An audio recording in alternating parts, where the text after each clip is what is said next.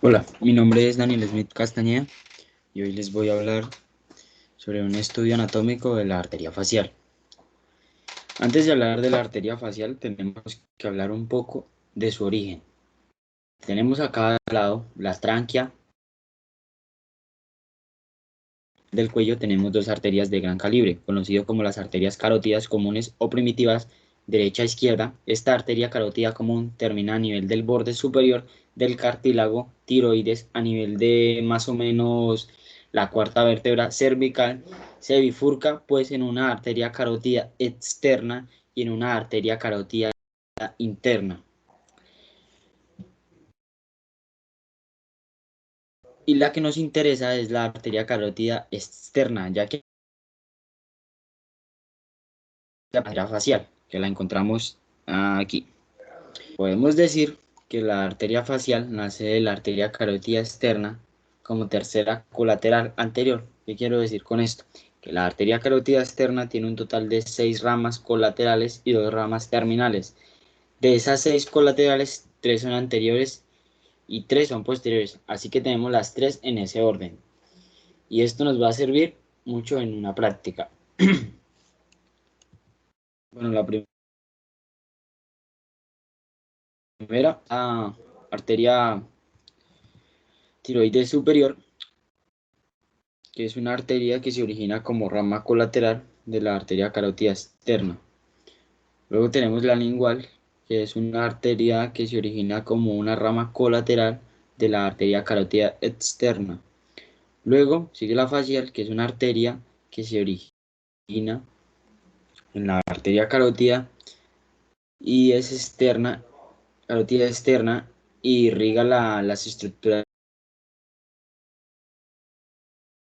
De esta manera vemos que la facial es la social de la tercera colateral anterior de la arteria carótida externa.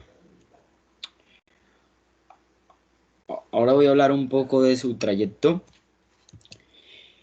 bueno, de forma racional. Como podemos observar, la arteria facial tiene un trayecto dando, tanto en el cuello como en el rostro del animal. En los libros la describen como una porción cervical o una porción facial, cuyo límite está en una transición entre las dos porciones. Se encuentra a nivel del ángulo anterior inferior del macetero, justo al borde inferior de la mandíbula, como está acá. Bueno, en su porción cervical, cerca de su origen, la arteria facial camina sobre el músculo constrictor medio de la faringe, pero está cubierto por el músculo el vientre posterior del músculo gástrico y por el músculo estiloideo. Luego de esto, la arteria avanza hacia adelante. Y aquí miraremos su relación más importante. La arteria facial entra en relación con la glándula submandibular, que está en la parte de abajo, de acá. Vemos que es íntima relación con la arteria facial. Y hay casos, digo, facial penetra la glándula submandibular en el espacio. En ese espacio que vemos ahí es donde la arteria está relacionada con la glándula submandibular. Por fuera vemos que está relacionada con el músculo tiroideo interno y hay una pequeña, digo, y hay como un pequeño sándwich en esa parte. Y justo en la mitad, la arteria facial se va a encontrar entre la cara profunda del tiroideo interno y la glándula. Después de esto, la arteria facial se aplica al borde inferior de la mandíbula, la cual sigue la altura del ángulo inferior del macetero y pasa por segunda porción facial, que es la que podemos observar desde los dos lados. Nuestra arteria facial se hace un poco más profunda, ya que está cubierta por rizorio de Santorini, por el cigomático menor, por el cigomático mayor y por el músculo elevador del labio superior. Por estos músculos va a estar cubierta. En cambio, va a estar sobre, y que no se nos olvide que también va a estar cubierta por el palatino, nuestra arteria facial. La arteria facial discurre sobre el músculo bufinador y cubierta por el risorio y se dirige en dirección hacia la comisura labial o ángulo de la boca.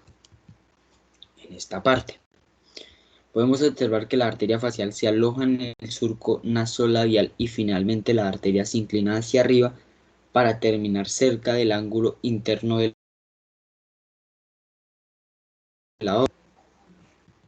Sería más o menos en esta parte.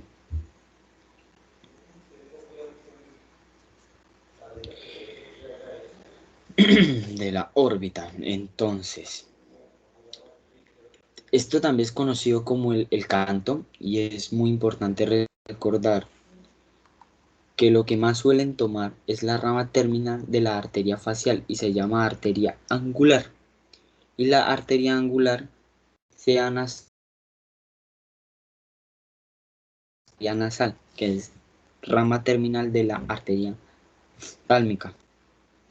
Porque dije que era importante recordar la arteria angular. Se llama así porque termina en el ángulo interno de la órbita, en este lado. Y posee anastomasa con la arteria nasal, que es la rama oftálmica, que podemos observar que se establece una comunicación y la arteria oftálmica es la rama de la arteria carótida interna. De esta se genera una comunicación externo mediante la arteria facial, específicamente la arteria angular, y el sistema carotídeo interno específicamente, pues mediante la arteria oftálmica y mucho más específico con la arteria nasal, y ahí es como se establece esa comunicación. En los humanos, esta le llaman el triángulo de la muerte, donde está la cavidad nasal, ya que si nosotros tenemos un granito no lo debemos estripar, porque si limpias causamos una infección y esa infección se nos va a ir por el torrente sanguíneo y por los vasos faciales y por lo tanto pues como les decía pues las arterias nasales y la arteria oftálmica están conectadas con el sistema carótido externo, entonces esto atacaría el sistema nervioso central, entonces podríamos tener un problema de conjuntivitis.